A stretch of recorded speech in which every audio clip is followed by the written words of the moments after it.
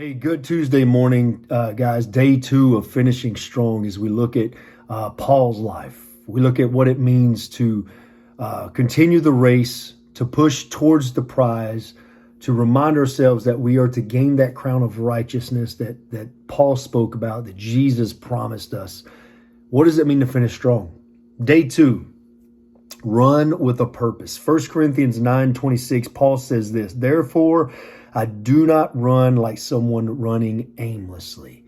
Paul said he does not run aimlessly, that he knew what his mission was and he knew his goal. And he wasn't running into the blind, he wasn't running blind, wasn't running into the dark.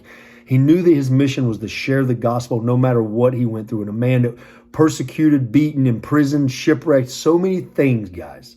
So many things that Paul went through, yet he was not running aimlessly. He was focusing on the finish line. He was focusing on finishing strong. And in 1 Corinthians 9:26, he reminded us that we can't run this race aimlessly. He also reminded us of this as I wrote it down. Paul is encouraging us to align our lives with God's purpose, to avoid distractions, to avoid worldly pleasures that pull us away from God's purpose in our life. And ultimately, this is one of my favorite things that knock us off track. What's knocking you off track today? Something that is happening in your life. There's two things we can do. There's two choices we have with these things in our life. We can use them to say, you know what, Satan, get behind me. You're not going to win.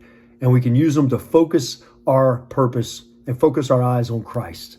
So what are you going to do with that purpose? Let's not run aimlessly, guys. Let's understand that finishing strong means that we're running a race in life, whether it be 25 years, 50 years, 95 years, however long the Lord gives you to live, He has given you a purpose in life. Each and every one of us are to share the gospel of Jesus Christ, to share the love of Jesus Christ.